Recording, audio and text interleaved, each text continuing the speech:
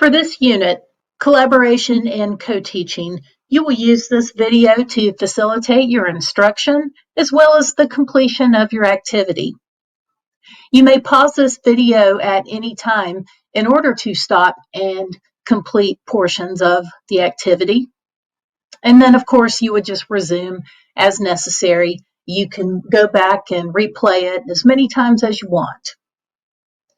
So by the time that you're done with this module, you should be able to answer the following questions. What are the best practices for effective collaboration for special education teachers? That's something that we actually do a lot of. It is special educators are also a liaison between other professionals and others in the community who would have a shared interest in the student. What is co-teaching? And along with that, we'll talk about the class composition that is most ideal, although you got to keep in mind that very rarely are things ideal. We also want to talk about other assumptions for effective co-teaching, and these are some things that should be in place if you are going to do your job the very best that you can. We'll discuss the 5 models of co-teaching and which tests are appropriate for each model. And as always, there are pros and cons with everything, and with each model of co-teaching, they're going to have their advantages and disadvantages. What are some considerations that new co-teachers need to consider before the school year begins? Or even before starting to teach class together? You might be very experienced as a special education teacher, and your co-teacher may also be experienced in their content. But if you are new to each other, it is still a new relationship. Just think about when you start to date someone new, or if you make a new friend, there's a bit of a getting to know them in the process. And the last essential question, what are some common issues that threaten effective co-teaching? I just gave you an example for question 3 about, made a parallel with relationships. But also that applies to number 4, because some relationships are healthier and more productive than others. So there are common issues that come up. And then in addition to issues pertaining to the co-teaching relationship, there are also factors outside of co-teaching that have to be considered that can threaten your effectiveness as well as the effectiveness overall of your co-teaching team. Okay, and for part 1, this is where you're going to reflect back on your time as a K-12 student. And this can be at any point, whether you're recalling something from the earliest of days or if it's something that you remember from high school. But you have 2 prompts. You can be very brief in your response. Just state enough so that you thoroughly respond to the question. But you're being asked to recall teachers who seem to work well together. And these teachers did not have to be in the same classroom. But, when teachers work together, students tend to make some observation of it. So just reflect back on some that you knew who got along well, they were supportive of each other, and just describe briefly what you remember about that dynamic and if it had any noticeable impact on the students. Okay, and then I also ask you to do the opposite, where you think about teachers you knew of who did not work well together. And so, you know how it is. There are some teachers that it is obvious to everyone that they don't really get along with each other. Some may come out and say it, others, it just reflects in their nonverbals. But just describe what that was like. An observation of teachers who did not work well together. And in describing what it was like, also answer whether or not it had noticeable impact on the students. Okay, there is no right or wrong answer. Part 2 is about collaboration. And so ask yourself, with whom does a special educator collaborate? And think about that. You are asked to examine the collaboration web. It's on your activity paper, and then you also can see it right here in the video. Right in the center is you, the special education teacher. Not only are you a teacher responsible for instruction, but you are also a case manager. So you're given a caseload of students, and for each student, there are all these different people that you could potentially be involved with on a professional level. So obviously, you would work with the student, and that student has a guardian, a parent, a guardian, some adult who is responsible for them. And then see how, you have this direct connection here. Everywhere that you see this teal color are connections between the special educator and all these other people, such as your department chair, the school administration, and if there are any related service providers working with said student, like if they're receiving speech services or occupational therapy. Depending on what grade level you teach, also depends on how many other teachers that you're coordinating services with. As you work in the upper grades, there are as many teachers, quite possibly, as there are class blocks within a day. And then if you're working with transition age students, you would also collaborate with community-based agencies. So the purple here, this connection is everyone who directly interacts with the student.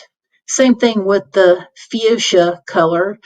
Those are the connections between the guardian. But most importantly, you are at the center of it all.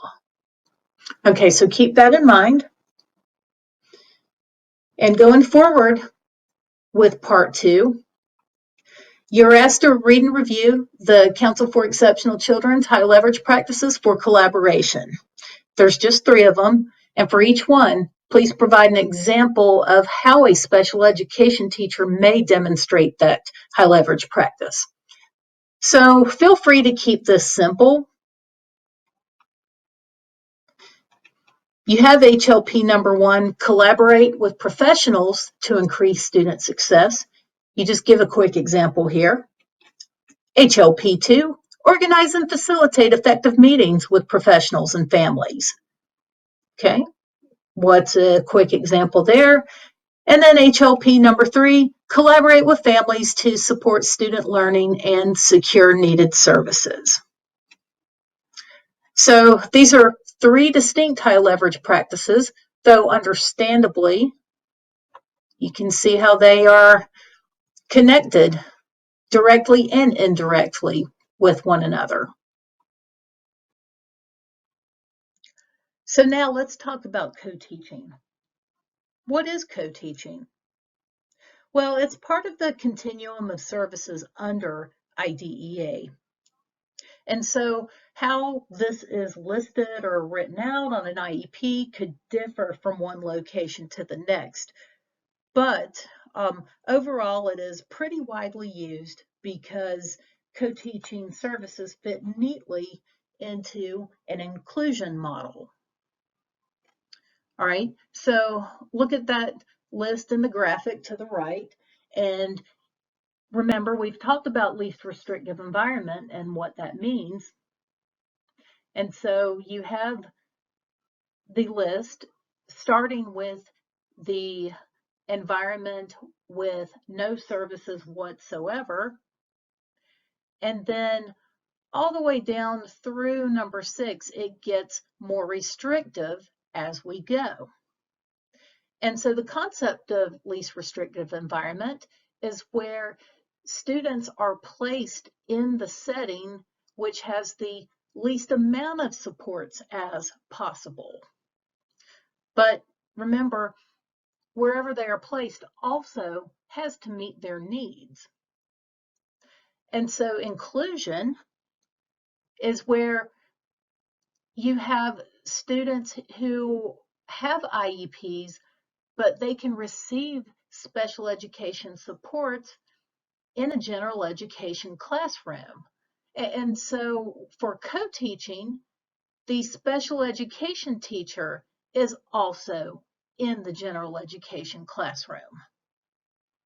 Now, before we go on, I have to say, if you look at the right and you see the character at the top of the ladder and you see goal and it pointing to general education classes, I want to clarify that because I believe that's misleading.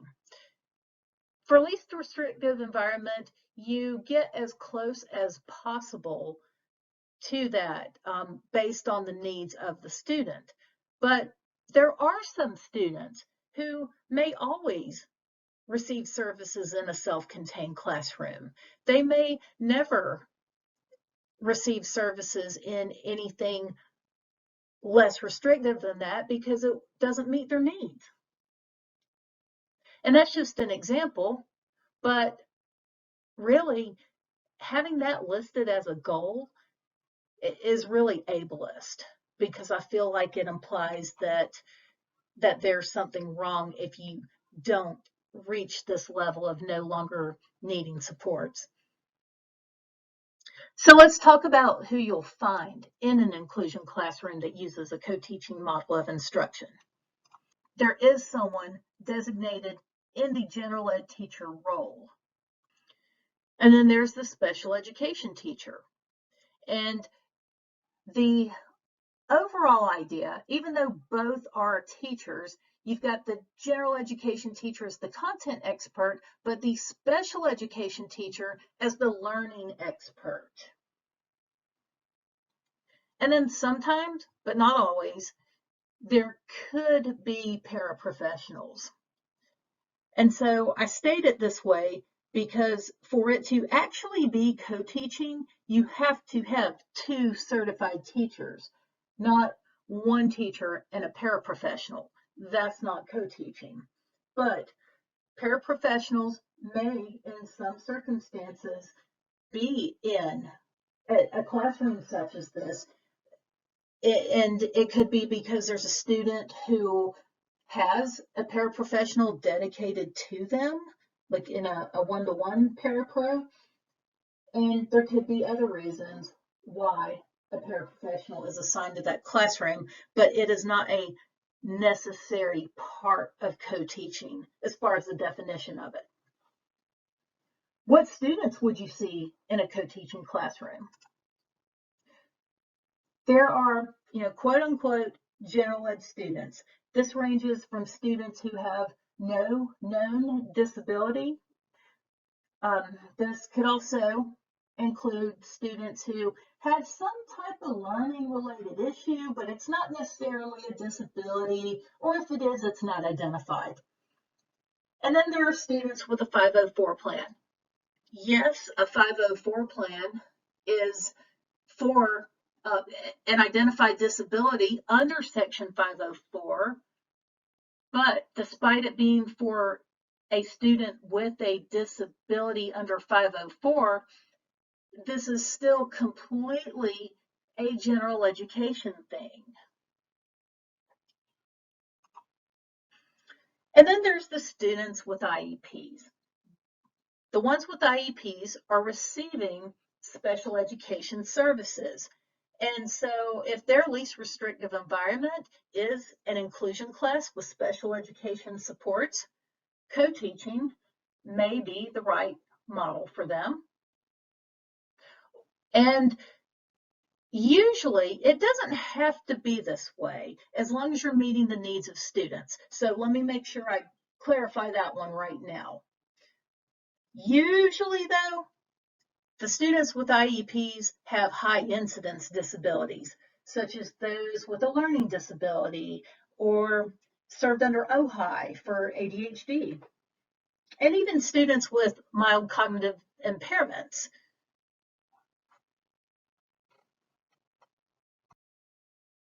There are also some assumptions for the class composition.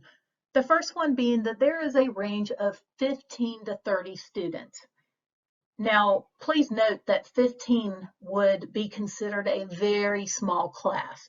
I mean, I'm going on the low end when I say 15. And then 30, typically 30 is the classroom cap for the number of students that are legally permitted to be in one class. And I know this varies by grade level, but I'm thinking, especially when you get into the secondary grades, middle and high school, that you typically hear about 30 students. Well, I'm also going on a high end when I say that. You actually start to push it if you have 30 students in one room. There's also an assumption that no more than a third of the students have been identified as having disabilities. So remember, this is an inclusion setting, this is co-teaching. This is not supposed to be another special education classroom. And so no more than a third should have IEPs. And then also, there's the assumption that students with disabilities have needs that can best be met with co-teaching. And so it's their best placement. And also that you can instruct them without a preponderance of class disruptions. That's something that everybody doesn't consider, is that when you have students with disabilities in a co-teaching setting, no, you're not supposed to just, because you find a student annoying or you have to address the behavior. No, that doesn't mean that you can instantly say, okay, you know what, Johnny, for example, Johnny has some behaviors and he doesn't need to be in my classroom. You can't do that. Now, if Johnny has a preponderance of disruptive behaviors and they are disruptive not only to his education, because if he's acting out in a co-teaching class, then maybe that's not the best for him. But even if it were, if a student exhibits a preponderance of disruptions and the needs of the students generally cannot be met as far as like the whole class, then it can be argued that this is not that student's least restrictive environment. So once again, the assumption that this is the best placement for a student with disabilities and that they can be educated without a significant number of disruptions. And then also that the students without IEPs, the range of gen ed students, that they vary in academic levels. And so this may include students who are identified as gifted and talented. There's also students who may be considered average for that academic area, or even students who need assistance, but they don't have a disability. And then also there could be students with a 504 plan in said class. But the assumption is that the 2/3 of the students in that class of 15 to 30 students, that they range at the spectrum of general ed levels. And we'll talk more about how that can be an issue later on in this unit. And also we're assuming that there's planning time that the co-teachers share so they can get together and, well, make plans for their instruction. We're assuming that their personalities mesh with one another in a way that they work well together, and that also their professional strengths and weaknesses balance each other out and make them a great team. Okay, let's take a look at our 5 co-teaching models.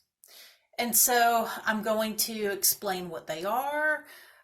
So you'll get a description, you will get an illustration as to how this looks. You will also be able to see what are some activities that this particular model is conducive to. And then there'll be some pros and cons of each one. So for every model that I show you, I would like you to pretend that you and I are co-teachers. And so just for the sake of this example, I will be a general education teacher. You are a special education teacher. We've been assigned to teach together. So that's just how those X's of different colors will represent me and you in the diagram. And then those little teal X's, they're going to be our students. All right, so the first model, one teach, one assist. So one teach, one assist is actually supposed to be used sparingly, but oftentimes there have been co-teaching pairs that rely on this. We'll talk about issues later on, but for now, the model for one teach, one assist, that's just how it sounds, where one teacher, usually the general ed teacher, is in the front of the classroom, and the other teacher, usually the special educator, circulates the classroom, assists students, may redirect them to task, just other things that may come up along the way while the gen ed teacher is trying to instruct. Now, also, it can go the other way too. It could be that the special educator is in front of the classroom while the gen ed teacher is assisting. It could be that way, but for the most part, when I see this happen, it's the general educator teaching the class, the special educator is assisting. All right, so in the classroom, this is how it will look. You have where the, hold on a minute. You have where you got the teacher, the gen ed. This is me for the example. I'm in front of the classroom and I'm teaching to all these children. Okay, but you as a special educator, no, you don't just hang out in the back. You just kind of wander through and, you know, you might stop here. This might be Johnny who is, who's getting off task and not paying attention to me while I'm trying to teach. So you gently redirect Johnny and then all is well because he's paying attention again and doing what he's supposed to be doing. Well, keep going on and, you know, there's no set direction that you go as you wander through the classroom. You're just kind of making your rounds. And then, you know, inevitably there's going to be a student who needs your help. And then that's it. So what are the type of tasks that one teach, one assist might be most conducive to? And so that is if you have lecture. Of course, we don't just lecture to children and youth the entire time, but in the event that you're doing direct instruction and you are standing in front of the class and teaching, and then the other teacher, well, circulates the class. So that would be an example of where one teach, one assist would be used a bit. And then also to model something. If you are modeling a task to the whole group, often just one person at a time can model. Well, I say that, but it depends on what you're modeling. But you have one person modeling, so then you have the other teacher going throughout the classroom, circulating, assisting. All right, when can this be a positive? So this model tends to work particularly when, say you have new teachers, like teachers new to each other, and then also let's just say planning time is limited. And so it may be that the lesson has already been planned by one teacher and the other person just kind of falls into it. Now, that is not recommended to do on a regular basis because when that happens, the students view one of the teachers as the main teacher and the other as an assistant. And if the students view one of you as the assistant, whoever they see as the assistant, they don't give them the same level of respect as they do the main teacher. And so that can be problematic for a number of reasons, for instructional as well as behavior management purposes. And next, we have parallel teaching. This is where we take the class, we divide it in half, and then each teacher takes a group and teaches the same content. So, just like this, the class has been divided in half. I take a group, you take a group. We're still in the same classroom and we're teaching the same things, but we're off to the side. And we're each doing our own thing, but we're teaching the same content. Okay, so we have this diagram right here. It does not always look like that. It could have even looked like each of us was in the center of a circle and had those teal X's surrounding us. So it could have been like in a circle. It doesn't have to be in this neatly arranged row format. The bigger point being, class is divided in half. We got two equal groups. I have a group and you have a group. And why would we do this? Well, this can work for any direct instruction because as you see, you have teacher-centered instruction right here where you have the teacher at the center of it directly instructing to the group. But that said, because these classes do tend to be pretty large, you're still, for the most part, doing whole group instruction. You think of it that way versus we've split off into little groups. Because look, you've only divided in half. You're not into all these small groups of students. However, for those of you with teaching experience, you know that even for whole group instruction, when you have a smaller number of students that you were trying to teach to at one time, that can be easier to do as far as, and let me go ahead and take you to the pro. A pro of this model would be that you have a smaller, more manageable number of students.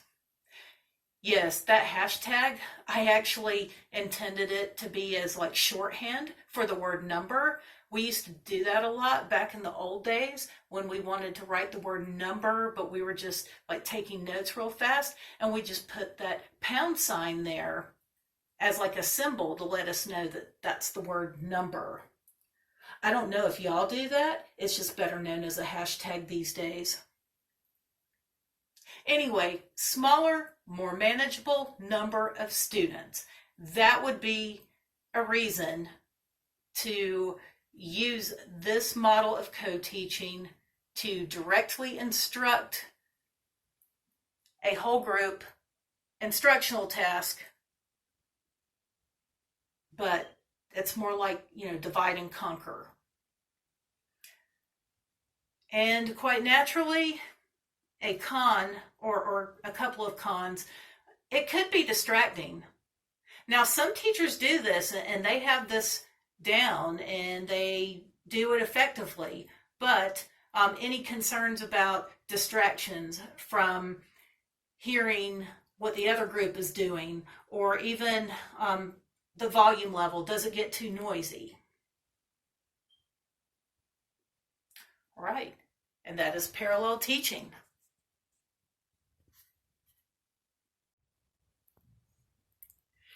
And here is stations teaching. So with the stations teaching model of co-instruction, you have where the students have been divided into small groups.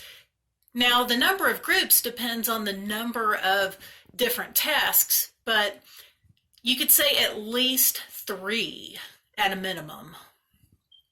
So this is where you have small groups, and for each station, it's set up with instructional materials and anything else that might be utilized during an activity. The students will either receive instruction or complete an activity at each station, and there's a specified amount of time that you would dedicate to each station. And so, and of course, an equal amount of time per station, because you're having to have students placed at all of them at one time, have them divided up, and then when the time is up at the station, then they rotate through to the next. And you keep following that process until the students have moved through every station. And so this is great for small group tasks. Anytime that you have a lesson and it is split into smaller tasks that are consumable by small groups. And so there's that, and of course kinesthetic tasks, and you could even include student-centered. So not just teacher-centered tasks, but student-centered as well. All right, how would a classroom look? Here's one way that it might look. Now look at the big X's. Remember, you are that hunter green X, and I am that, what is that color? Like, it's not magenta because it's too purpley. Hold up, I have to think of a different word for that later. It eludes me what color that is, but it's a lighter purple. That's beside the point. Either way, we got 4 stations. Here we got station 1, where you are with a group of students. You're instructing station 1. Okay, so that would make it where you're likely doing a teacher-centered task with this small group. And then after that is station 2, where notice there is no teacher at this station. Students will complete a student-centered task. Of course, you and I, we're in the classroom if any assistance is needed, but overall, this is designed so that each small group of students can work on the task with each other, but independently. So it wouldn't need teacher support, other than as needed, but it wouldn't be a task where you have to give direct instructions. And then station 3. All right, this is the one that I'm doing. I'm teaching at station 3. I've got the small group here. And then station 4, which is also another independent task for the small group.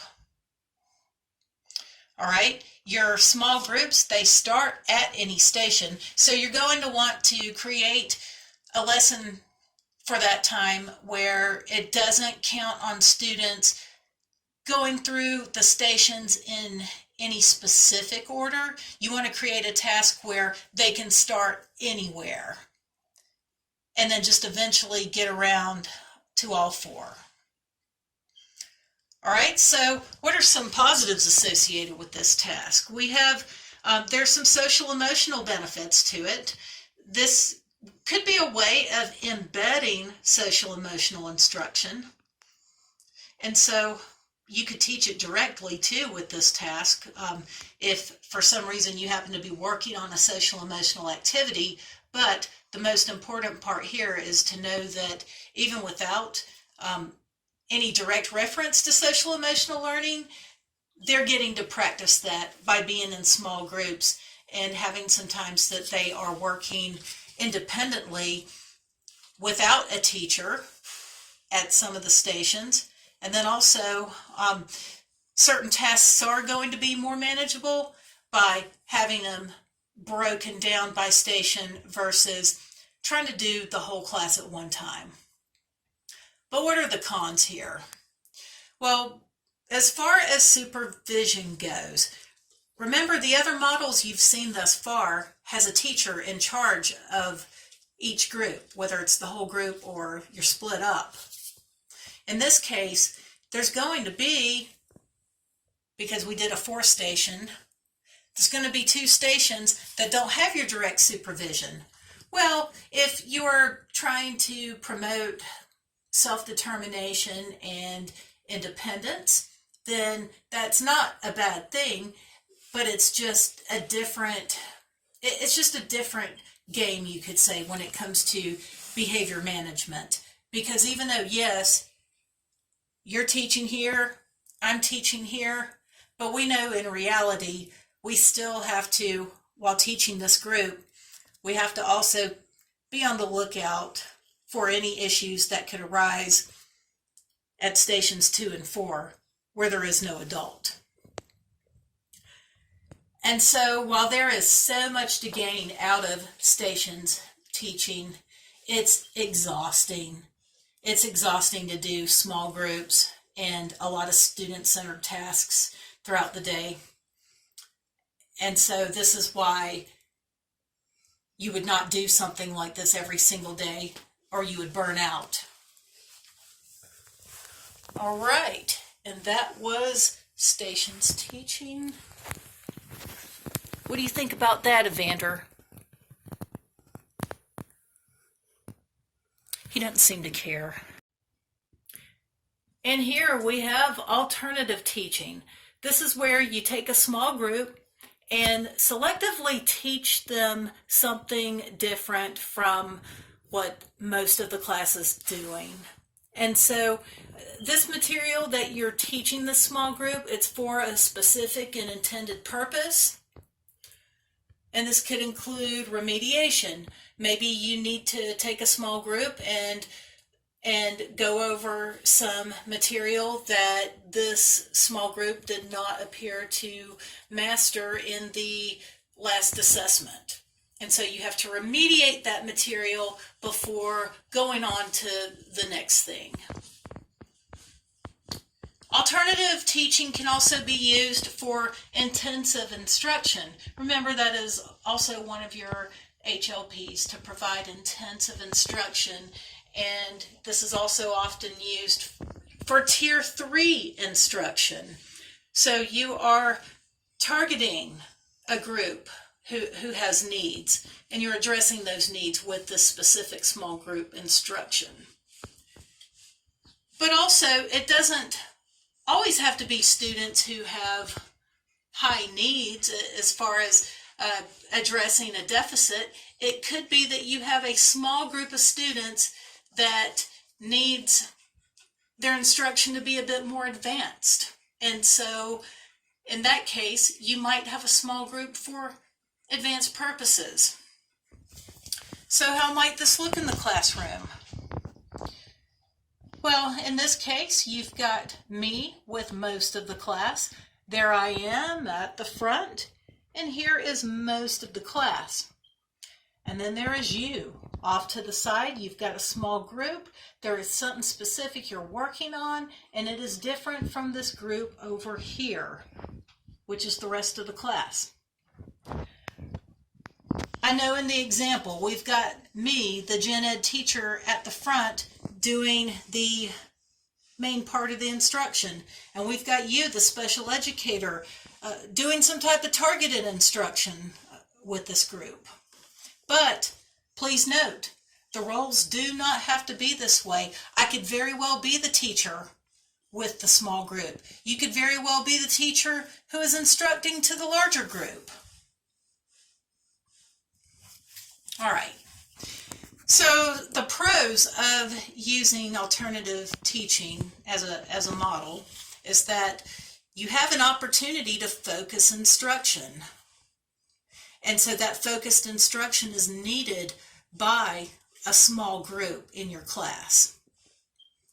That's something that you wouldn't be able to do with just one teacher in the classroom. So having a co-teacher affords this opportunity to address this specific need.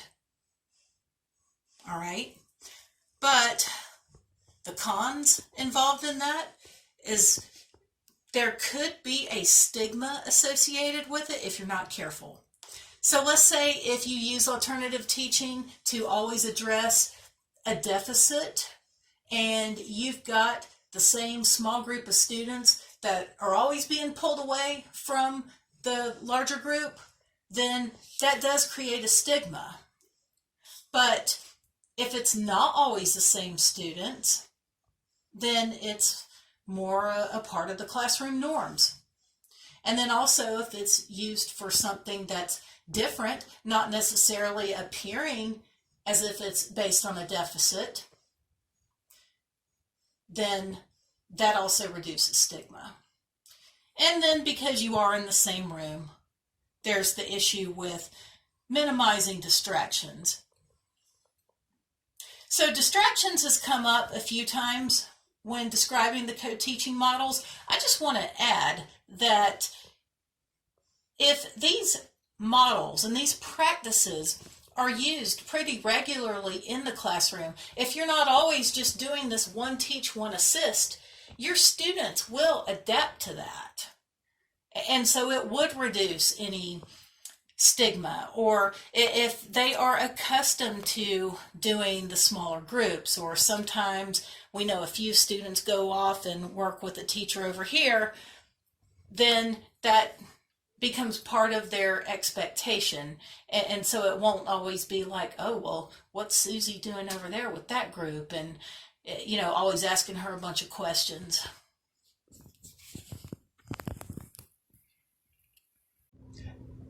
And we have team teaching. This is where you have both teachers together.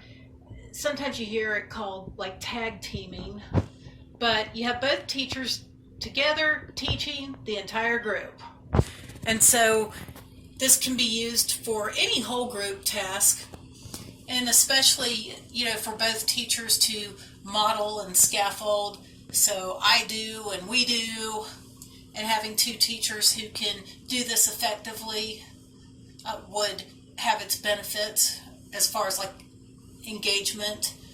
Also, when reviewing for a test, I've done this before as a co-teacher where the general educator had already designed the test and was going over it orally with the class. It was actually a history class, so she's very engaging, and not everyone can do this, but she was particularly strong with just going auditory and doing storytelling. So that's how she would also do her test reviews.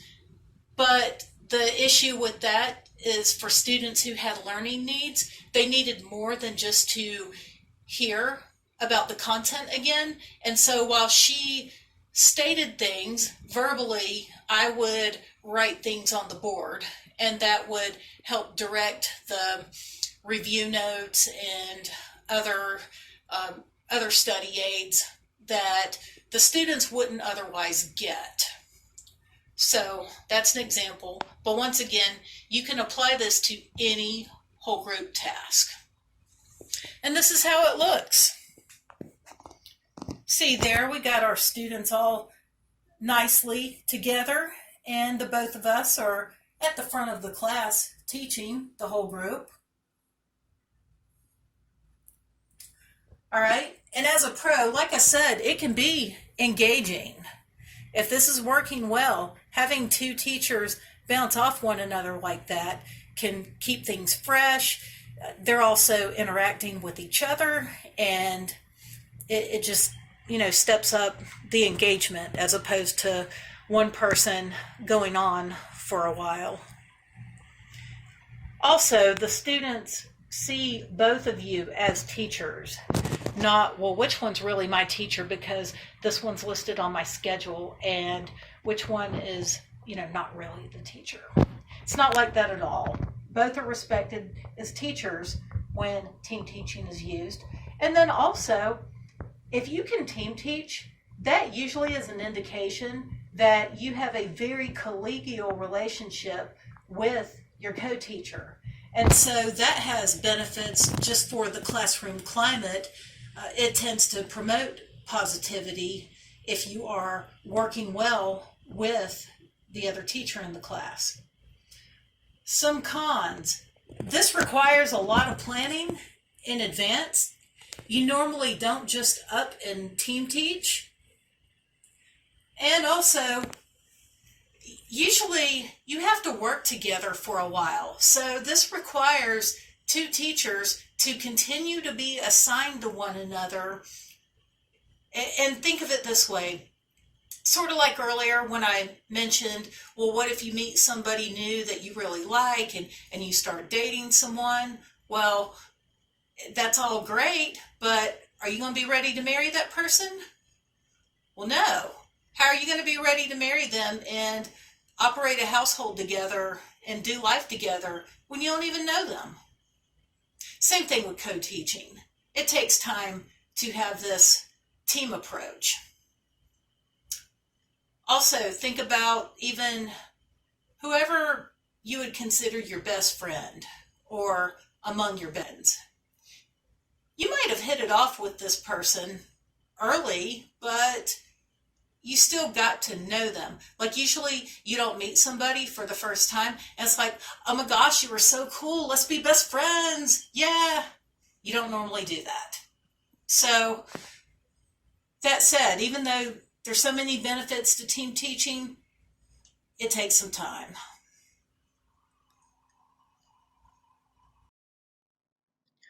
All right, so let's say that you and another teacher are paired to work together and co-teach for the next school year. Now, ideally, you as a special educator and the general education teacher, you have some advance notice about this and can meet and make some decisions ahead of time. And here are some issues that you have to consider. So first of all, you got to think about the content.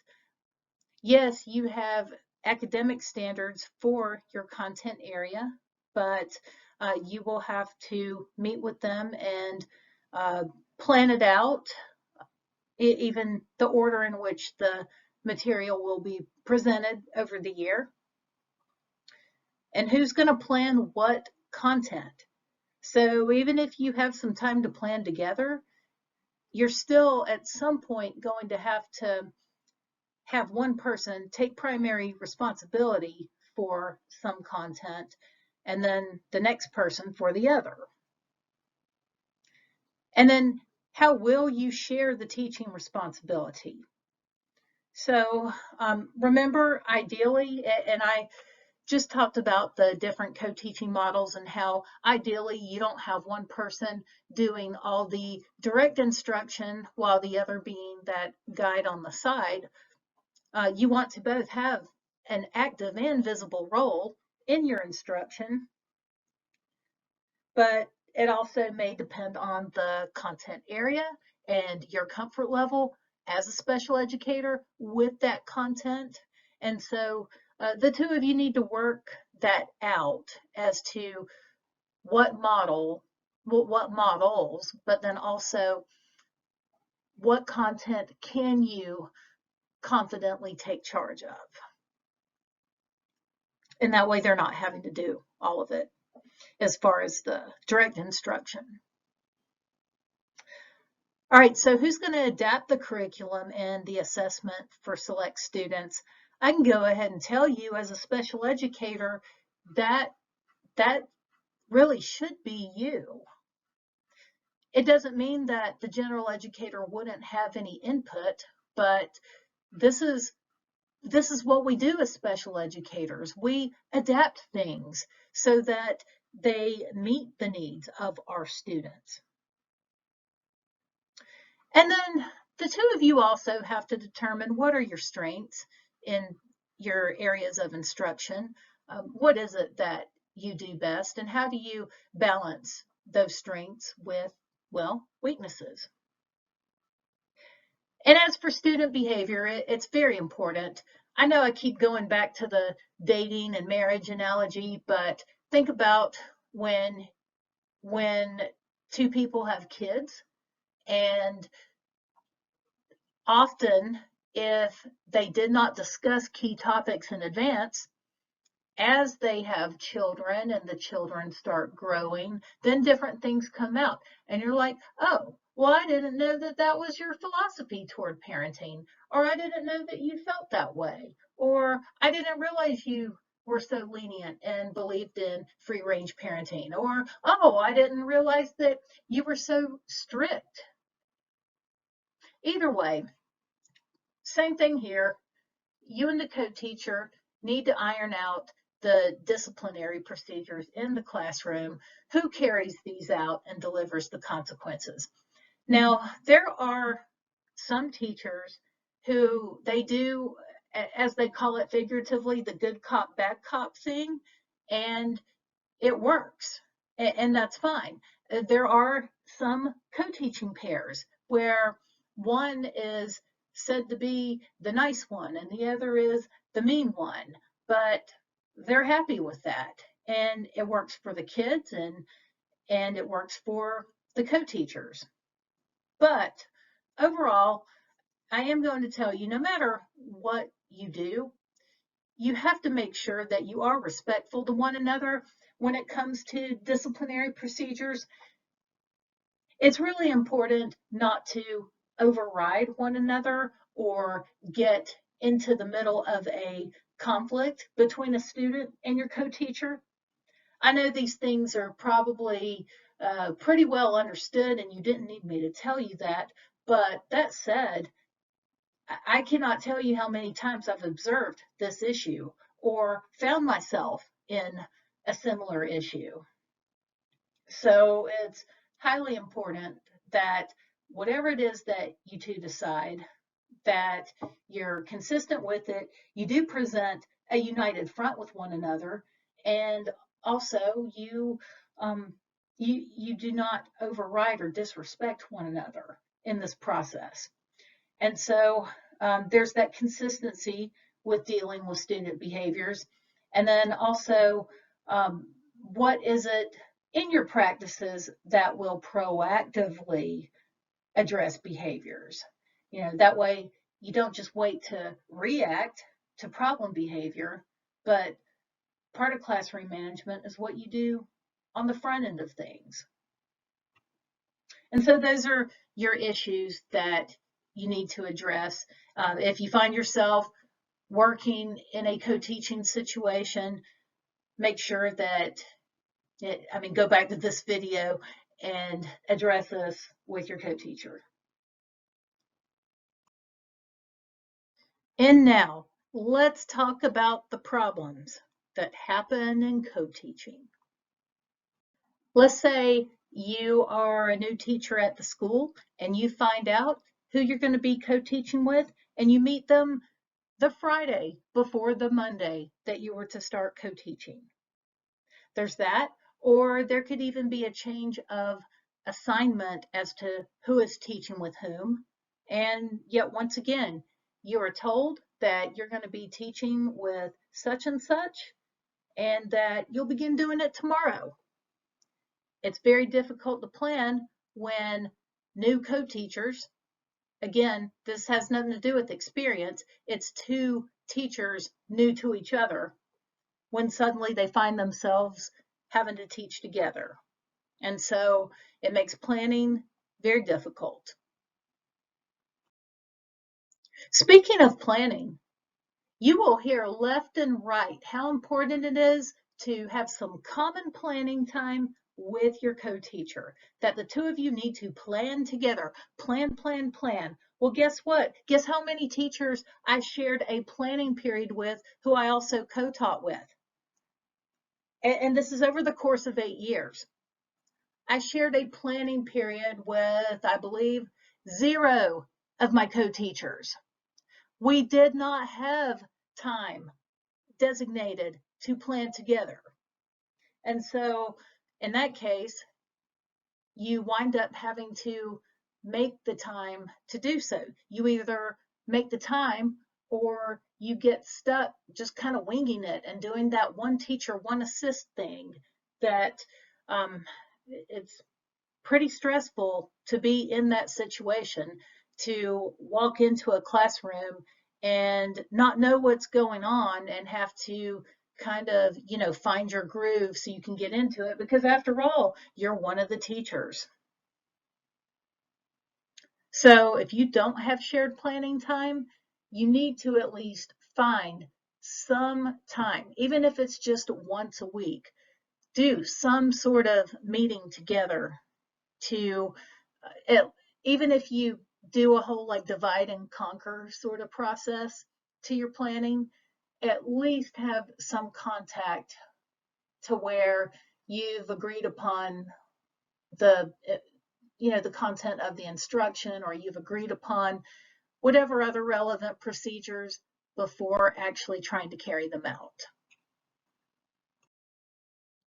Remember earlier when I spoke of an ideal class composition, how you'd have somewhere in between 15 to 30 students, but really ideal is probably more like 20, but 15 at the very low end, 30 at the absolute most.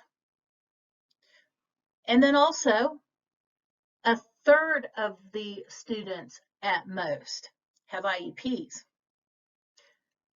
And then there's a variety of students and skill levels for everyone else in the class, the remaining 2/3. Well, guess how often that works out? I don't think I've ever seen it, to be honest. So here are some of the scenarios that are the realities of the classes that are scheduled for co-teaching. And there are some school administrators who see this strictly as a numbers game. They're not looking at it in terms of quality. A good administrator will, and there are good ones out there. But there are also others who don't necessarily have a background in special education and don't understand the concept. So if they're looking at it at a numbers game, I've heard of co-teaching classes that had as many as 40 students in there. And guess which 40 students? It wasn't even, well, we have a third of the students with an IEP and the remaining 2/3 without. They represent a range of skill levels. No, I have seen where they load up the co-teaching classes with all of the students who have significant learning issues, not necessarily disability, or the students with like a history of disciplinary problems. I mean, it just becomes like a load them up type of class. And then it's very difficult for you and your co-teacher to instruct efficiently and effectively because you're dealing with such a large number of students, and then the distribution of the population of your students. If just about everyone in that class has a significant level of need, well, then it's going to be very difficult for you and your co-teacher to address all that. And that's why when classes are scheduled, there needs to be some conscientiousness in this process and selective about who gets into the co-teaching class. The student response to co-teachers. And so this depends on so many different factors. But to give you a few examples, let's say if you've been doing the one teach, one assist for a while, and the general educator has to be out for whatever time. Let's say they have to miss a day of work, so you get a substitute teacher. So it's you and the sub, but the students aren't looking at you like you're one of their teachers. And so it can become difficult to manage the classroom when your co-teacher is absent. And then also, this will depend on how your students perceive their disability. Remember, that information is confidential. So in this co-taught classroom, the students in there with IEPs, that is not to be announced. And so it is where some students, they don't want anyone else to know that they have a disability and that they are receiving services. And this I have found to be common with students with invisible disabilities. Now, I do hope that that is changing, especially as younger generations have become more comfortable even with mental health concerns. And so I hope this also connects with disability related concerns. But if not, it can be tricky to try to meet the needs of a student who does not want anyone else to know that they have an IEP.